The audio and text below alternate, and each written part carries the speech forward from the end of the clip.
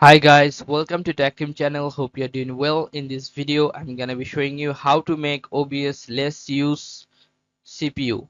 So let's go to the OBS first. Firstly, you have to go to settings. This one, click on the settings. After click on settings, go to video option. Click on video, and you can see the FPS here. Common FPS values. You have to decrease the FPS. You can select this one, 24 NTFS. And you can see here the video resolution, output resolution. Click on this and make sure you are using this one, the third one. And now go to output option. In output you have to choose video encoder and make sure that it is software X264, this one.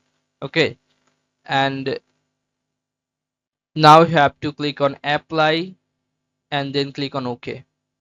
Okay, apply and OK. Now you can start your recording and it will uh, decrease the CPU usage. Okay, so this is how you can do this, guys. If you find this video helpful, then please give a thumbs up and don't forget to subscribe the channel. Thank you so much for watching the video.